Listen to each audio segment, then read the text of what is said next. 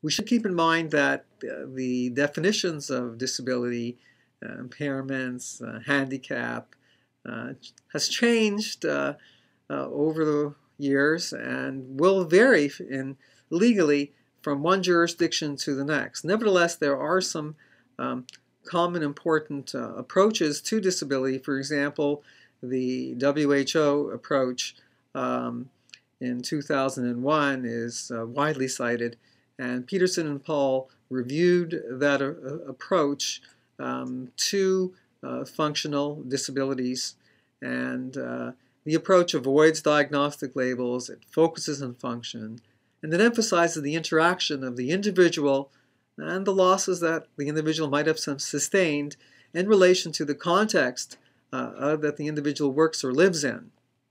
So what are the environmental demands and what supports can be offered? And these are part of the vocational and work and role assessment equation when evaluating functional impact. Now we return to the American Medical Association guides. And the 6th edition came out in 2008, and it's used widely for assessing impairment and permanent disability, both at the physical level and the psychological, neuropsychological, and related mental health and behavioral levels. But what is the scientific opinion of the guides? Well, Leclerc and Brigham in 2009 wrote a chapter evaluating the quality of the guides.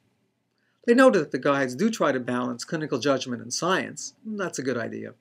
However, they conclude that the impairment ratings that are in the guides are based largely on consensus and expert opinion, that there's insufficient methodology and data permitting the scientific assessment of functional loss.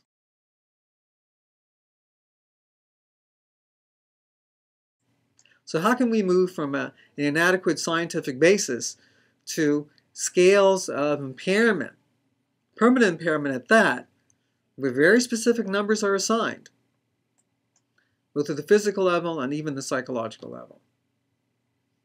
Nevertheless, in your jurisdiction or in other jurisdictions, it could very well be that we are mandated to use the guides in our assessments. So we have to know them as best we can, but we also have to know the science that criticizes the guides or supports it, and be prepared to offer testimony on that science and the validity of your own conclusions based on the imperfections in that science.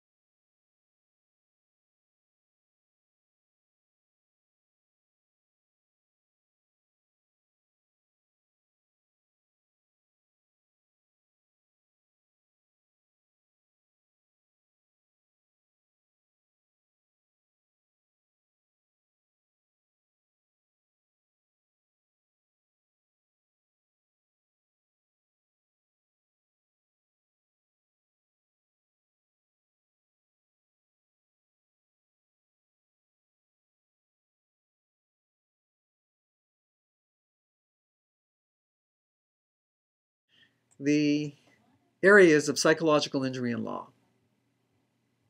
Well, we mentioned the major ones are post-traumatic stress disorder, chronic pain, and traumatic brain injury, especially of the mild nature. So let's review quickly some of the research coming out in these areas.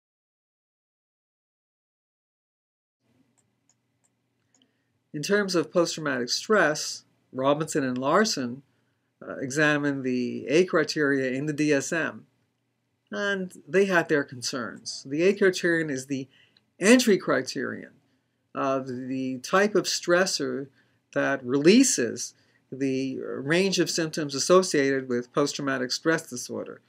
The numbing, the re-experiencing, the hypervigilance, the avoidance. And they wonder whether the entry criteria should be widened to include not only traumatic events, but very traumatic events, but also things like loss of job and problems with school. And the research shows that, in fact, at least for college students, that those kind of stressors can produce PTSD-like symptoms.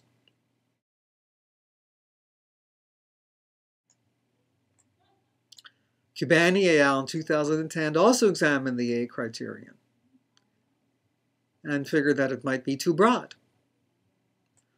Darwin in 2010 developed a typology of the kinds of stressors that might be involved in PTSD. And again, there is a wonder whether there is a bracket creep, a term derived from McNally, in terms of a too large broadening of the criteria involved in post-traumatic stress. There's an explosion of post-traumatic stress cases in court. It's become an industry, so to speak. And on the one hand, the A criterion is different from the symptoms because it refers to the cause, the situation that led to the psychological symptoms involved in post-traumatic stress. On the other hand, people have so many different kinds of stressors, and it is being broadened that lawyers are expanding the type of cases and that reach court, and people are meeting them frequently, but we do have to consider that there is resilience. People might have an acute stress reaction to stressors, but they do improve, and whether the post-traumatic stress continues is another story on the one hand. On the other hand, there's also delayed post-traumatic stress that might come out 6 months later, say after the physical components of the injuries are being taken care of, and then there's more nightmares and flashbacks that become important even if they were there before, but perhaps they were less emphasized. So on the one hand, it could be intense at the beginning and then die out, or it could be not minimal at the beginning and then become more intense. So it's a very complex disorder.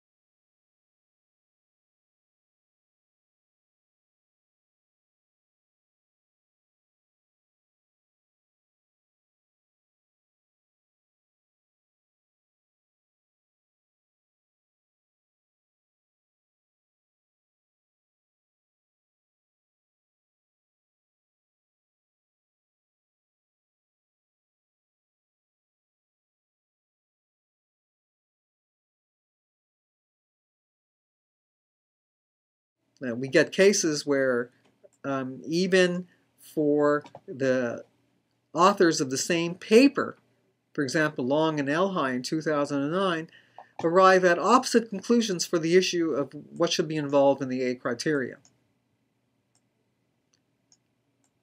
And I don't think I can solve that problem for you today. I only can point out all of the issues. There's also research on how many clusters there are in PTSD.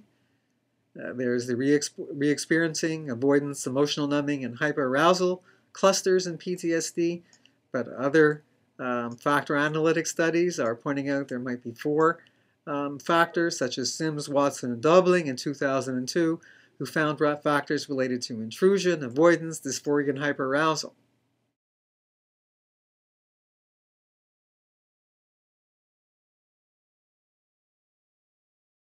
Another point relates to the DSM-5. What are they keeping?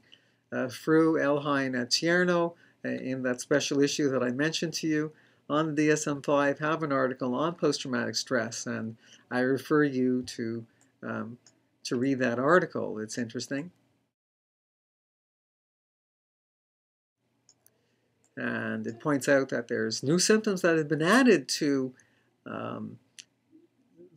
PTSD in the DSM-5 draft, and I'd like to point out that's going to play havoc with all of the various tests out there, because if there are new symptoms related to PTSD, then all the tests, which are based on the prior symptoms, will have to be revised, and the norms will have to be reestablished for those tests.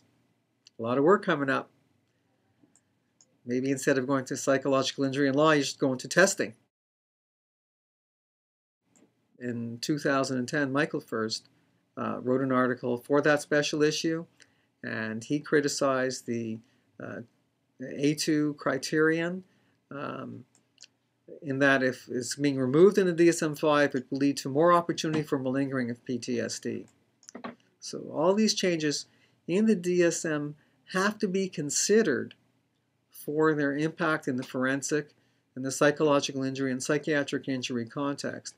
As you know, Dr. First is the chief editor for the DSM for TR book that came out in 2000, and his opinion is very worth considering, and it indicates that it will be quite affected if these changes go through. They took care to have a reader very familiar with forensic issues go through all the criteria of the disorders in the DSM-4, and hopefully the same will ultimately be done for the DSM-5 before it comes out.